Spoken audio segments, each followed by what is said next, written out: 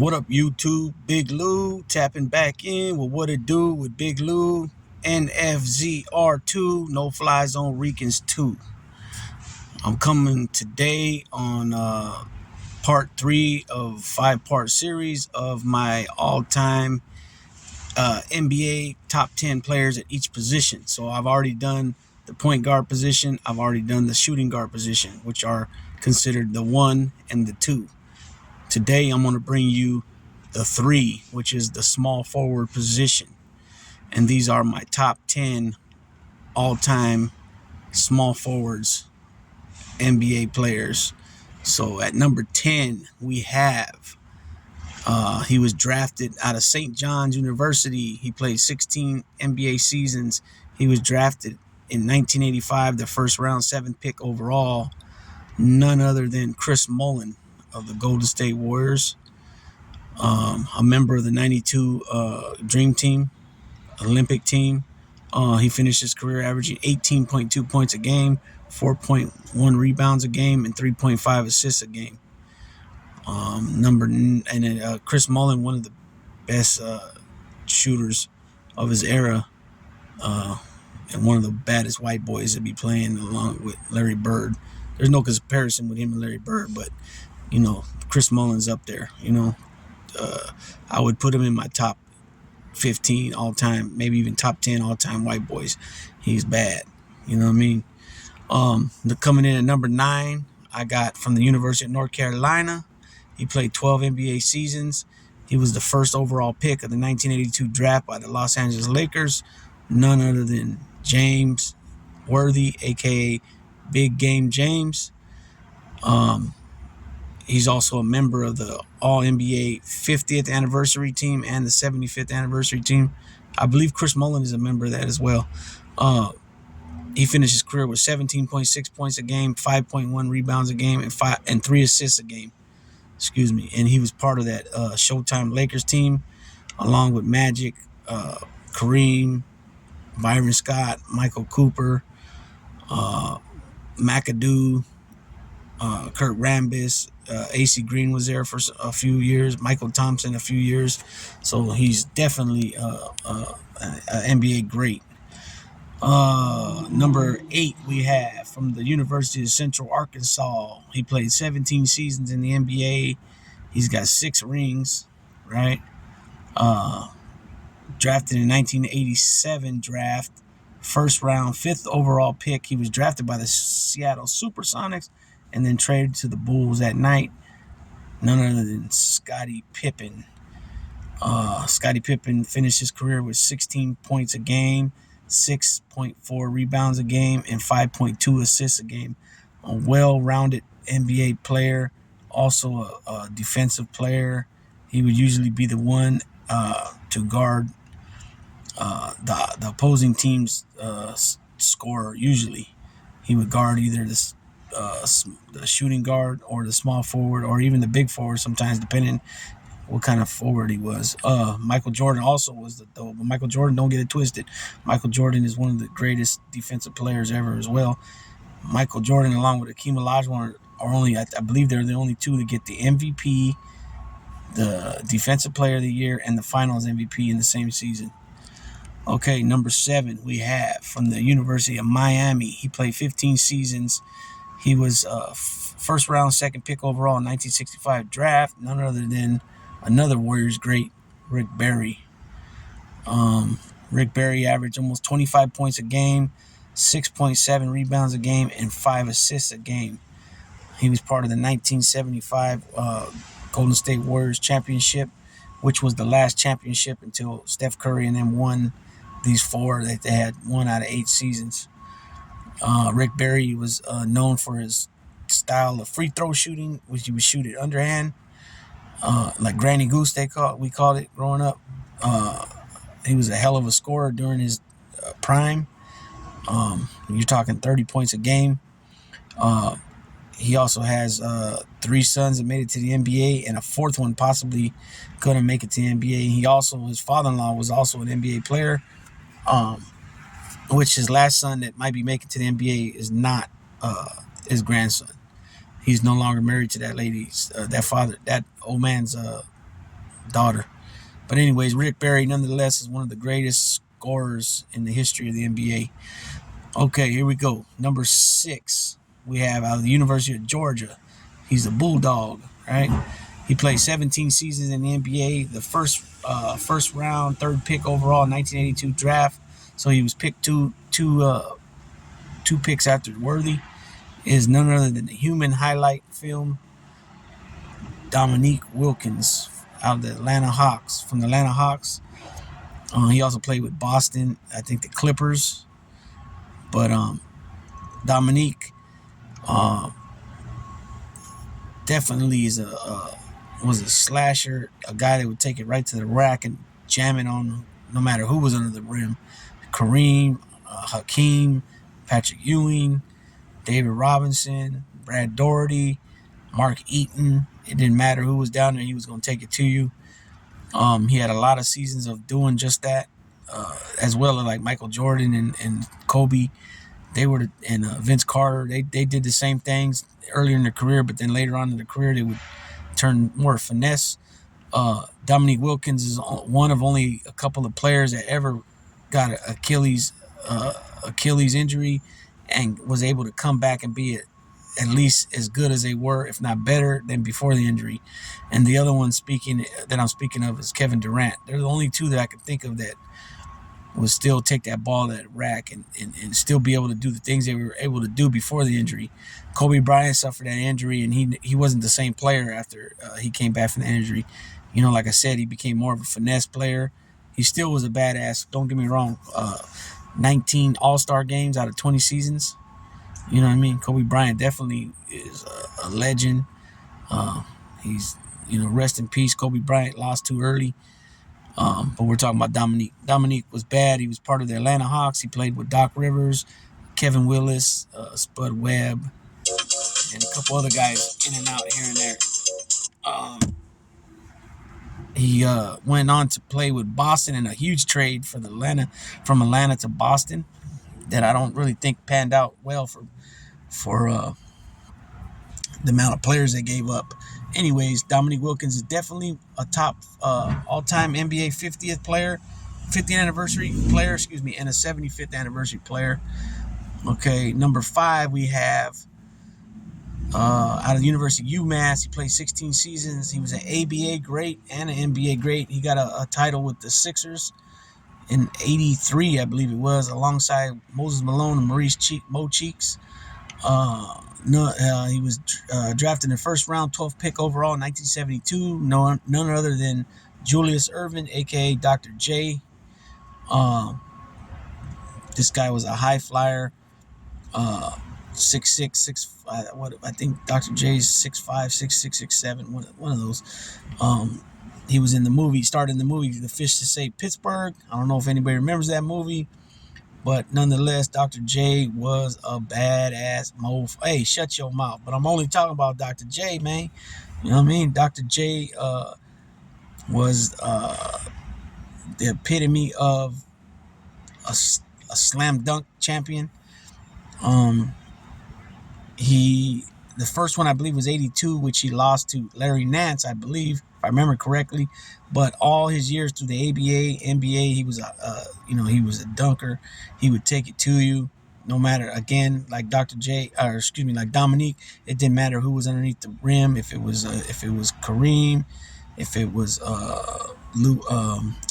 Artis Gilmore, if it was Nate Thurman, if it was any of them guys, he would take it to you. You know what I mean?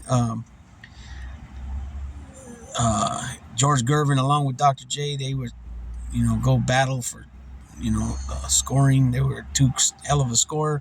Dr. J finished his career with 24 points a game, 8.5 rebounds a game, and 4.2 assists a game. And like I said, he played 16 seasons between the ABA and NBA.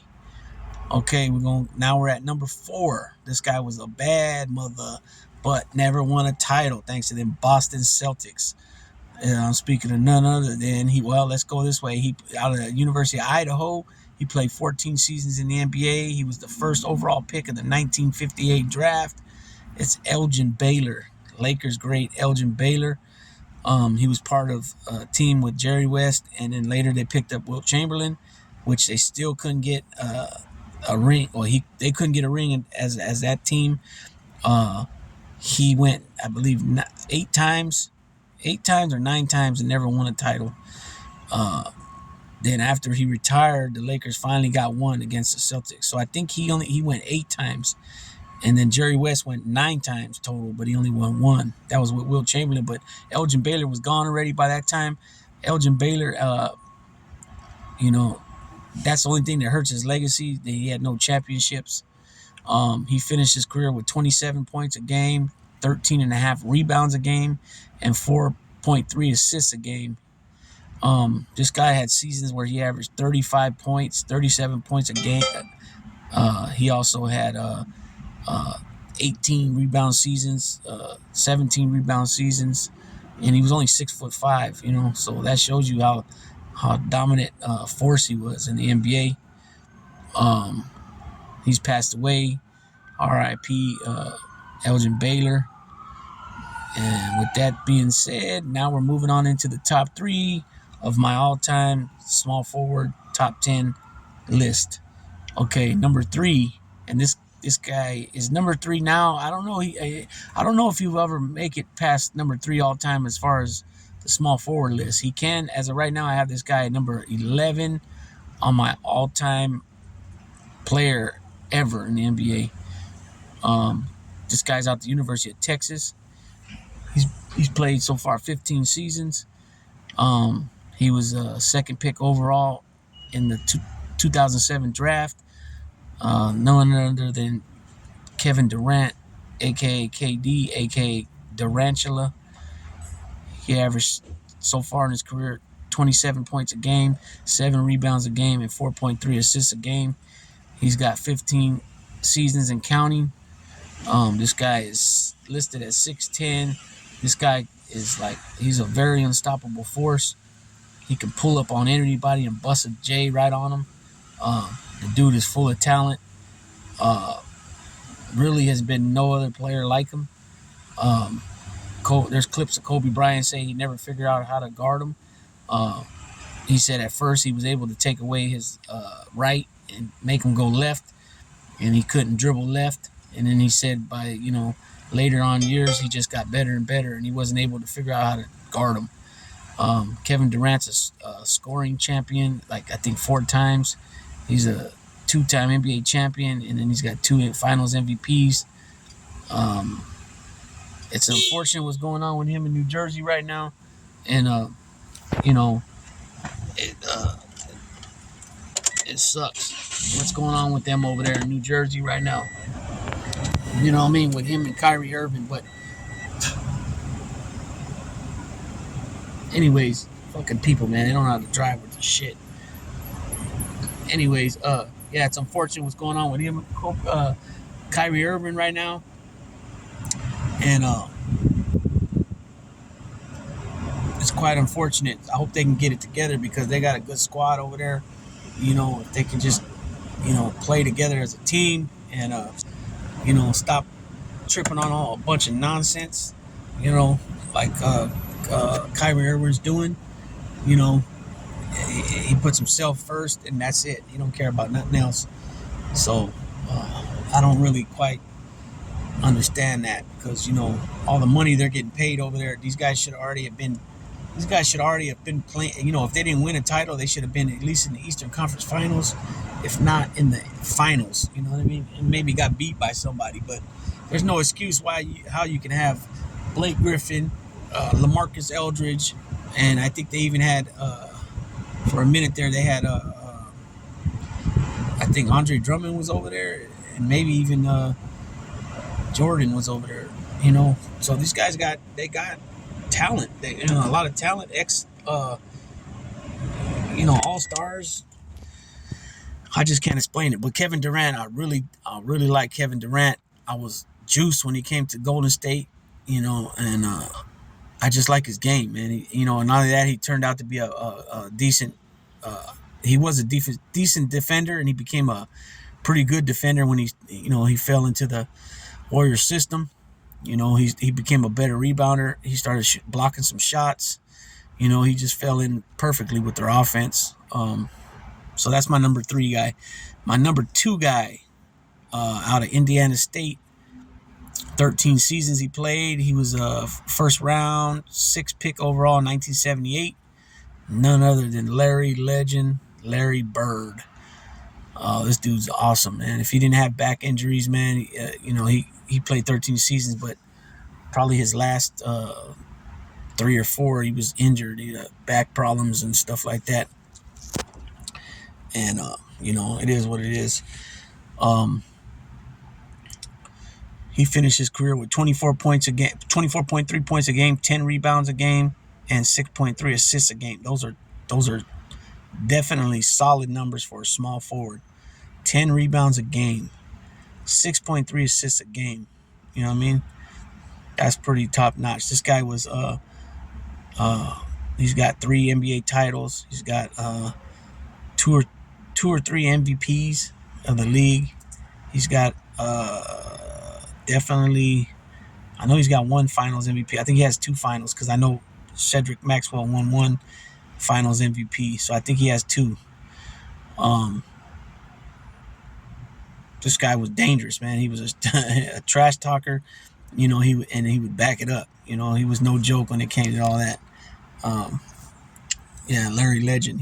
And I have him down in my top 10 all-time NBA players. I have him at number 6, behind Magic Johnson at number 5. So Larry is definitely dangerous when it comes to that court. At one time in his career, unfortunately, like I said, he had the back injury, and he played on the '92 Dream Team, but he was injured. He played limited minutes, but they still got him in there and got him involved with some scoring, a little bit, some layups and stuff like that.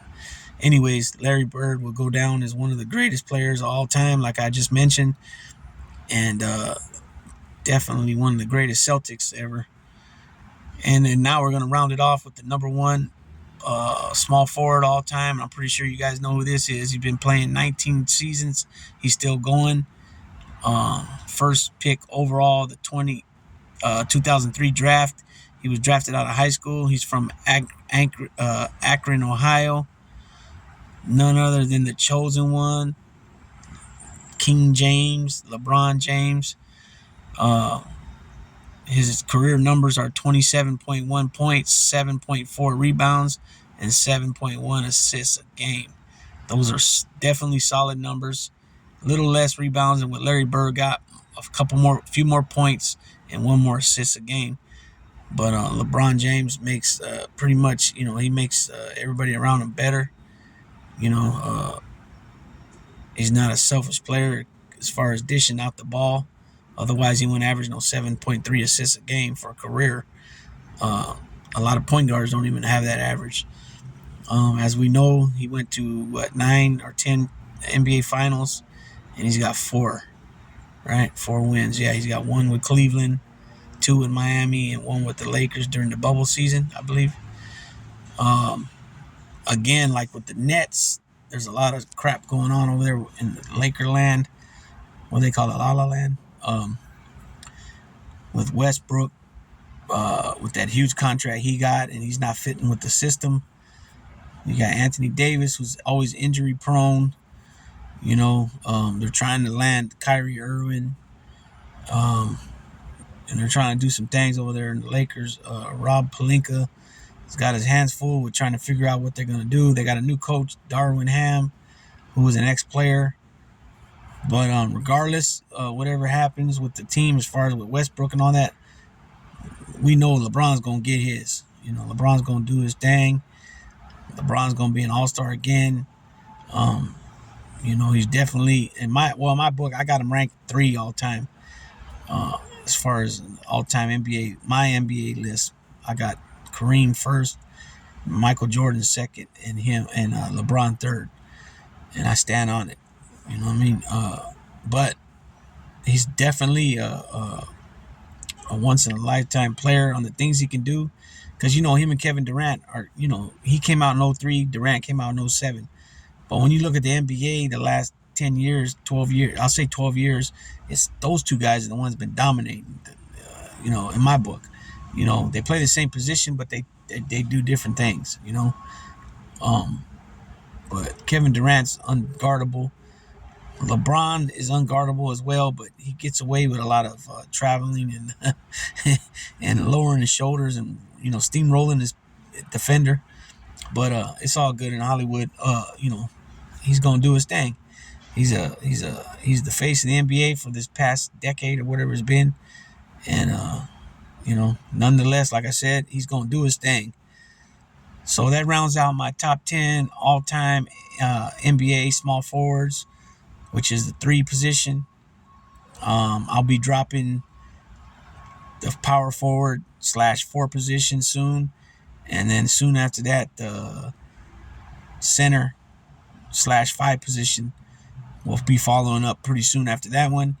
Also, be looking forward to. I'm gonna drop a 4-part series on basketball players, baseball players, football players, and boxers from the East Bay Area. So we're talking, or actually the Bay Area. So we're talking San Francisco, which is San Francisco County, and Alameda County, which is Oakland, Hayward, Union City, Fremont, San Leandro, San Lorenzo, Alameda, Berkeley.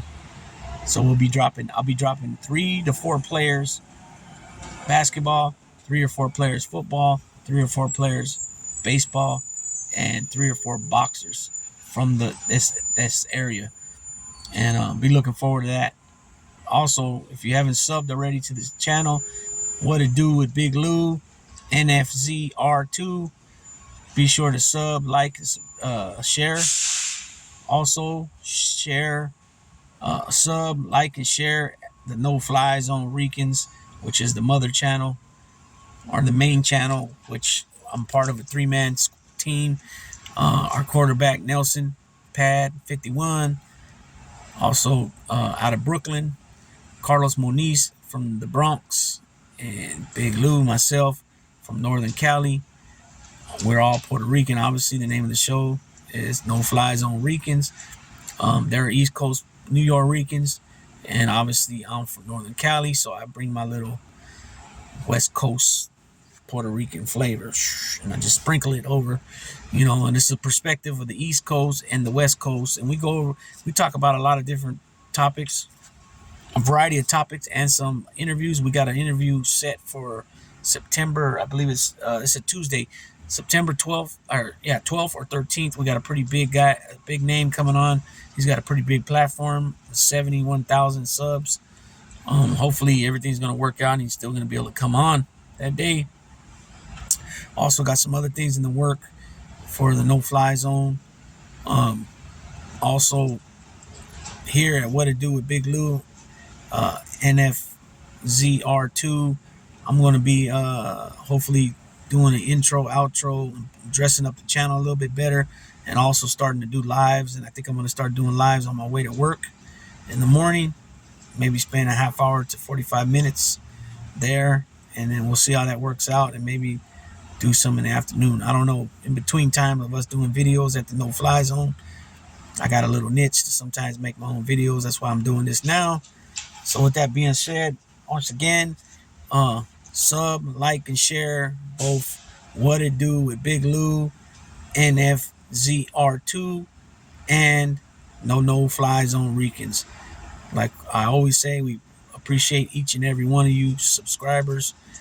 You guys mean a lot to us. Without you guys, we wouldn't have no channels. With that being said, Big Lou, tapping on out. What to Do with Big Lou, NFZR2. Later.